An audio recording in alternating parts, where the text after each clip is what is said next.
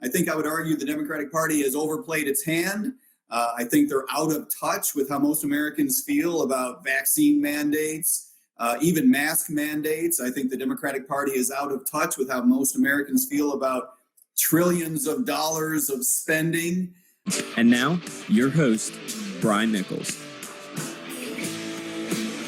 Well, happy Sunday there, folks. Brian Nichols here on The Brian Nichols Show. And today we are hearing from just an absolute rock star of a candidate running down in Florida's 20th Congressional District, and that is one Libertarian, Mike Termont. Thank you very much, Brian. It's great to be with you. Absolutely, Mike. Thank you for joining us on today's special. So we have a chance now to face, it was either going to be Dale Holness or Sheila, help me there, Sheila Scherfelis McCormick, a.k.a. the UBI princess. She's the one that believes that she can move Congress to give away $1,000 of our money every month to most Americans. Now, I preface this by saying the day we're recording, because as of the date we are actually recording and when this airs, who knows if she's going to be in second place or first place, because right now her and Dale are only separated by 9 votes. So it's wild to think that this could be really going on Sunday. We might find out.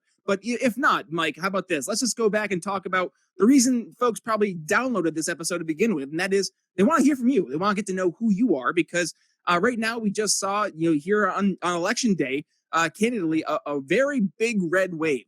So I think a lot of people are looking at Libertarian candidates, rightly or wrongly, a little weary. Do they invest their vote in a third-party candidate when the Republican Party seems to be starting to have some groundswell and echoing the sentiments of liberty? We're seeing people like Corey DeAngelis get some school choice initiatives into action, looking at people like, even though they're Republicans, Glenn Youngkin up in Virginia, who's saying in his first term he's going to do school choice initiatives. So I guess right now it's tough for people. So let's hear, what's the Libertarian take? I appreciate your analysis, giving the red folks, the Republican Party, the benefit of the doubt. But I can't help wondering whether most of the Republican vote wasn't actually an anti-Democratic Party vote.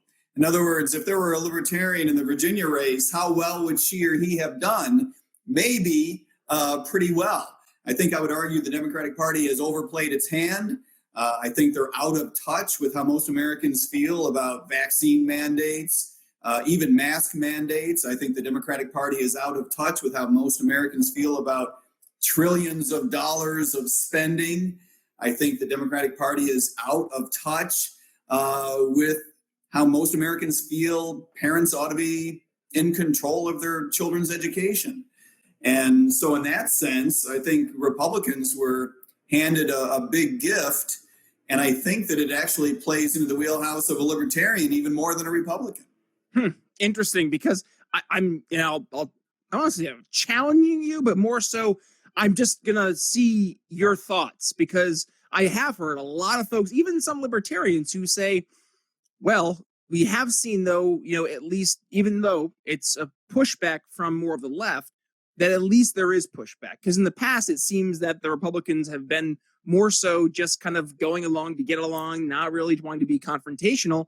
And now we're seeing, I would say, folks like the Thomas Masseys, like the Rand Pauls, having a role. Do you see that maybe that's one argument in the favor of the supporting the GOP camp? Yeah, I would agree with that. And I would say that the Republicans who are most libertarian, with a lowercase l, will fare the best. Because a lot of these issues are not necessarily best characterized as economic issues. They're not necessarily best characterized. Some issues are just, explicitly economic issues. And some issues are explicitly foreign affairs or military issues. But most of them revolve around how we feel about individuals' rights. And, that's Libertarian Party bread and butter. But you're right, it is bread and butter to the Mr. and Mr. Pauls of the world. So good for them. And yeah, a Libertarian Party member might say, maybe I'm a little jealous that the Republicans are doing well in this sense, but you have to admit anything that takes down a Democrat in these days is probably a good thing for the United States. I was surprised and pleased to see that Tulsi Gabbard said as much, not per se taking down a Democrat, but Tulsi did say it was a good thing for the United States that the Virginia gubernatorial race went the way it did. I thought that was surprising. Yeah, well, I think there's a lot of people who nod in agreement because they agree too. And let's start off, because I'm not really politically leaning one way or another in terms of the LP or the GOP. I'm much more in terms of, I guess it might come across Machiavellian, but really whatever works. If the LP, like we've had we've had a lot of LP success here over the past election cycle in terms of getting more local candidates into office. Thumbs up, that's awesome. But then you look at the more, I would say, competitive races where, let's say you had Thomas Massie, right? At least you can objectively say maybe it wouldn't make as much sense in that case because, hey, he's holding down the fort, he's doing his part. But I mean, I look at a state like New Jersey, right? I would say there still was a role for somebody like a Greg Mealy to at least try to push the issue in terms of what Jack Ciattarelli should be arguing. Now, granted, unfortunately, despite my efforts, I've had Greg on the show twice, we still could not get him over 1%, which is unfortunate. But you look at states like New Jersey, and I see it really does. You have a much more fostered mentality of the hive mind, right? The left, right. I think part of the problem is we don't look at the elections in context because every election is not the same. If you have a built-up base of local candidates in a community who can start to build name recognition, that's different than just having Joe Schmo run as the random person. And I think that's where we're seeing a difference, is that we're starting to win more of those local elections. So, I mean, of course, you're exactly right. And it does matter a great deal. I would also say that there's something there to be learned from the fact that a Republican, conservative-minded truck driver took down the president of the Senate in the Garden State of New Jersey. That just says more, I believe, about the Democratic Party than it says about anybody else. The other thing I found very instructional was the mainstream media Democratic leaning media analysis on the day after and the day after that. They really believe that there is something wrong with their more with their messaging than their policies and politics. There's something wrong with the Republican base. I just think that a lot of folks underappreciate the extent to which the Democratic Party is presenting ideas that the American public isn't buying and finds it easy to run against. You just have to look at the Biden administration's precipitously declining poll numbers in the last couple of months to see that there's something going on there that would have predicted, if nothing else, Virginia.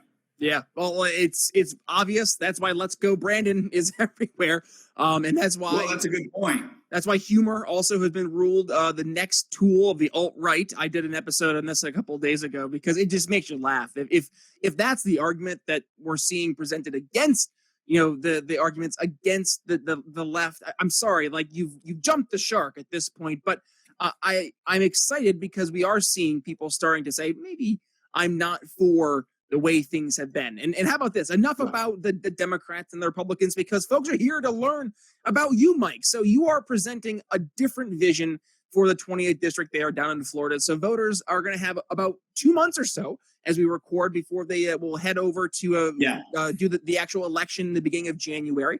So let's start off. Why we're on January 11? Yeah, there you go. And really quick, what was it? Because I mean, everybody's got to have the why, right? I always tell my sales team, find your why. What's your why, Mike? Why are you running for office, and specifically as a libertarian? Well, I am a libertarian, so it's the only way I can run and be true to myself. But the reason that I'm running is because I do believe that folks in District 20, need a more libertarian approach to a lot of the problems here. A lot of the problems here fall into my personal wheelhouse. They're challenges that I've cared about a great deal for a long, long time. I'm talking about the 1960s style war on poverty that absolutely has to change, as well as police reform that I believe has to, A, come about, and B, be handled in a particular way.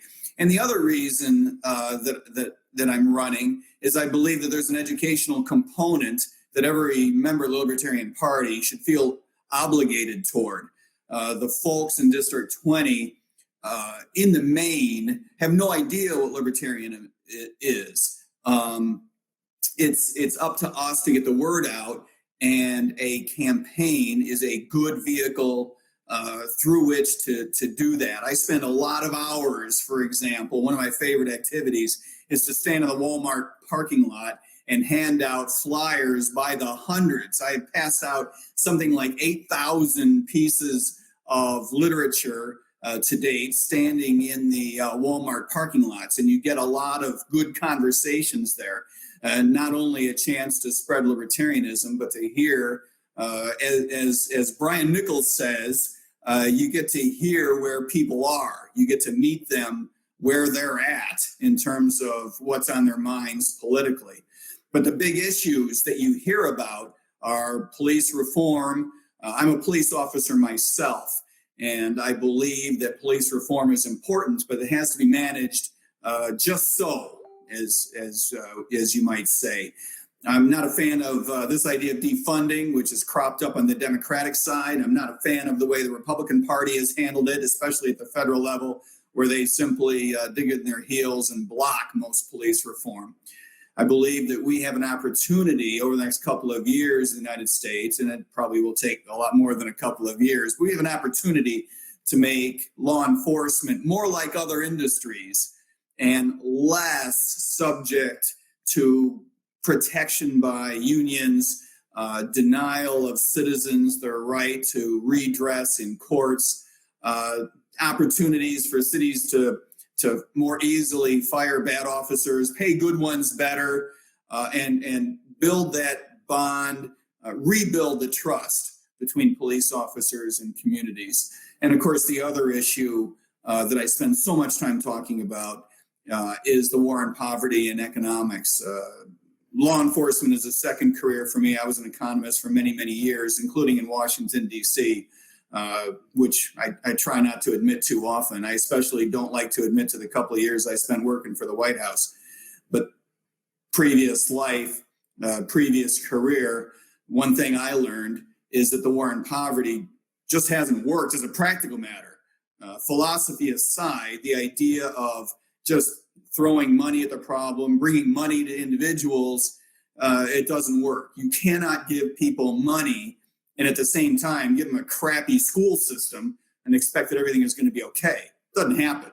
You can't throw money into a community, whether it's just by giving them money, like Sheila Sherfilis McCormick wants to do, the Democrat trying to run down here, who may or may not win the primary, or whether it's giving them money through the subsidization of certain lifestyle elements. No matter how you do it, you can't throw money at them and at the same time give them the world's most oppressive criminal justice system and think that everything is okay. It's not going to work out.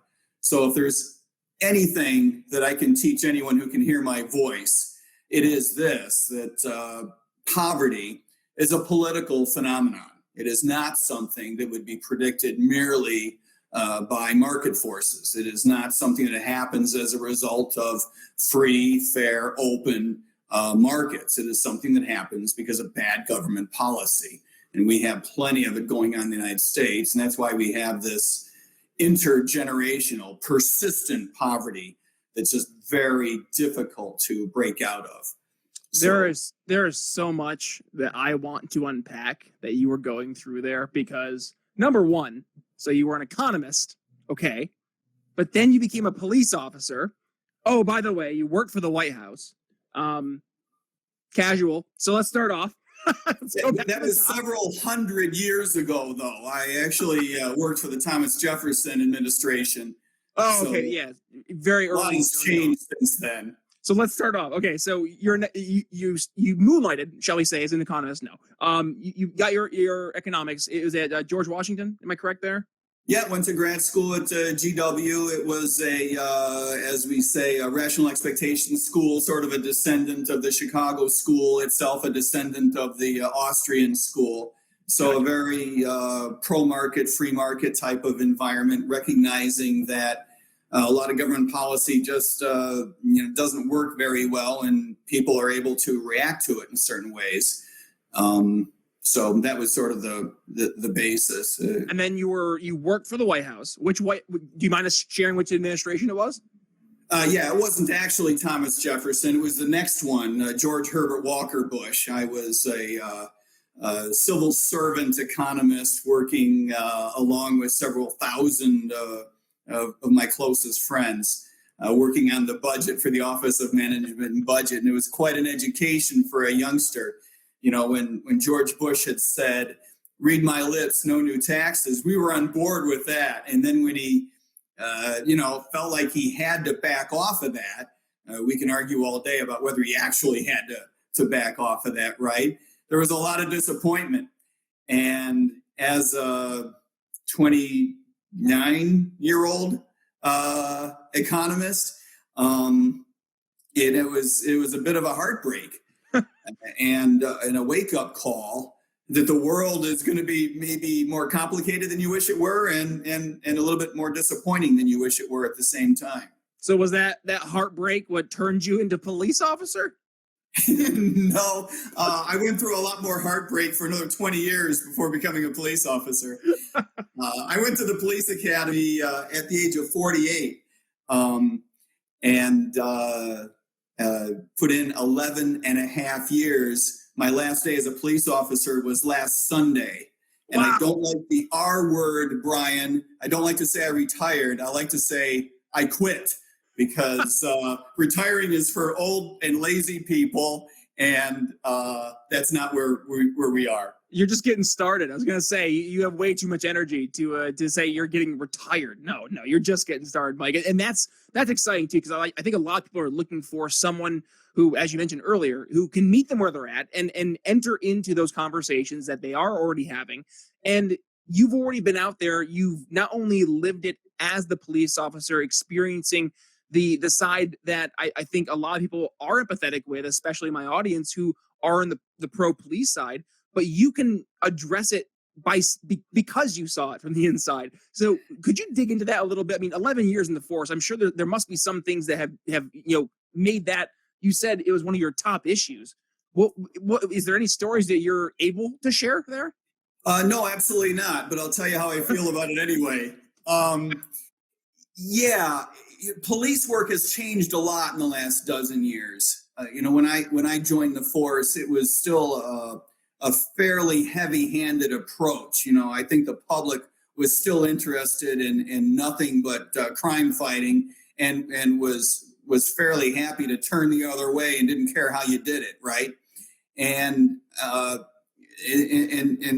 whether you're a Republican or a Democrat, whether you're a Libertarian or not, I think we all have to admit that had a real cost in terms of the trust between police officers and the community. Not a very libertarian approach, right? So we've made a lot of progress in terms of figuring out how to do things in a less heavy-handed way. But we are still operating in an environment in which police officers are protected from their own mistakes far too often. And the problem with that is a police officer, and now naturally a police officer is glad when the union protects him or her from being unduly punished, right? But as a police officer, just like anybody else, you like to be rewarded for good work, but that necessarily means drawing a distinction between officers that are doing a good job and officers who are not. So I believe increasingly, rank and file police officers are recognizing that things will one day be better off when our labor market is more like the labor market in other industries, when the good ones are paid more, the bad ones are paid less. It's easier to hire and to fire, easier to hire laterally, mid-career folks. I do believe that at some point officers will be required by the market forces, if nothing else, to acquire liability insurance, like in high liability businesses and other industries, like doctors, for example. And having an insurance company involved will get around a lot of the roadblocks that unions naturally put up, because insurance companies are not going to put up the BS, frankly, that politicians put up with, right? Politicians just don't have the guts to negotiate hard enough with police unions. That's just the truth of the matter. I'm not necessarily saying that's absolutely a good thing always or a bad thing always, but the truth of the matter is the politicians get steamrolled by unions, sometimes willingly, sometimes unwillingly, but that's the fact of the matter. It won't be the case with an insurance carrier, right? An insurance carrier is not going to say, the union is not wanting us to have all the information that we want about what happened in that incident last Friday, so we're not going to look into it. No, if insurance carrier doesn't find the transparency that it needs to carry out its business, you're not going to get insurance. So I think it's one way that the market can become more like other markets, more efficient, and in the long run, better for police officers. You know what's wild is I was just listening to another podcast, but overtly non-political podcast. It was a marketing podcast, but one of the reoccurring themes that they've been bringing up throughout these marketing podcasts has been just the fundamental change that has been taking place. And they're seeing it because NFTs, which are a subset of the crypto world, you're seeing more and more of that blockchain technology starting to take over in the marketing spaces. And that innovation is in direct response to the innovation that has been taking place in the crypto world. And the crypto world has been seeing the innovation take place because of the monetary policy, which is a direct result from our federal government. So all these domino effects, one after the other. And one of the parts that has been interesting to see is that they have acknowledged that things are fundamentally changing, and that's a good thing. And that right there gets me excited to know that not only are we seeing that things are open to being changed right now from a political means in our own world, but people in their own completely separate worlds in the marketing space. And I listen to sales and marketing podcasts galore too. So, I'm hearing the very similar conversations happening, right? But they're happening throughout these different shows. They're happening throughout these different communities, which means people are primed for a different solution. And now it's the time to bring that solution to the table.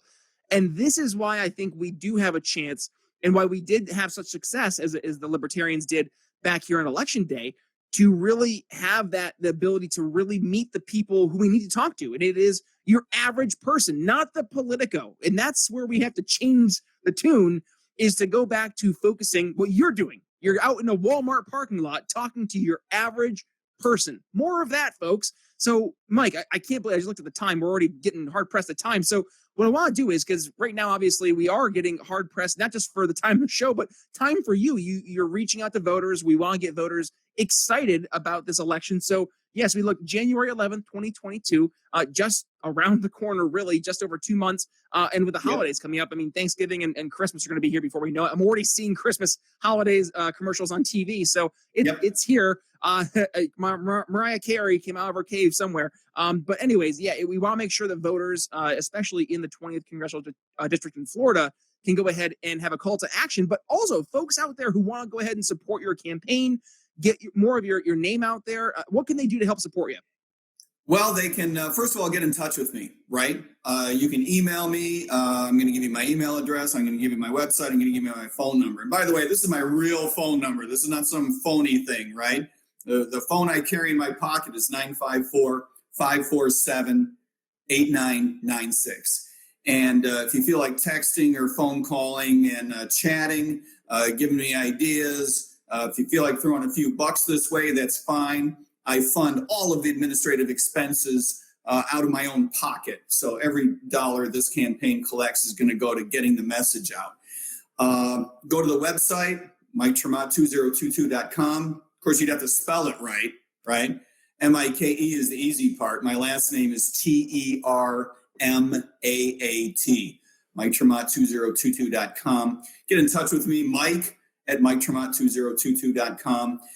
We always need people who are willing to hang cards on doorknobs, people who want to pass out cards, whether at the Walmart or any place else, people who want to, even if you just want a sign in your yard, if you live in District 20 or anywhere near District 20, and you would like a sign in your yard, I've got 100 signs in my truck, and I'd be happy to swing by your place and drop one off. There's all kinds of things that you can do. Go see the Twitter account and pass messages on that you like. Visit the Facebook page. Get involved. It's about libertarianism. It's not about Mike Tremont. And I would be sorely disappointed if someone didn't get that straight away. If you think that I'm a nincompoop, you got to support this campaign anyway, because it's about good libertarian issues.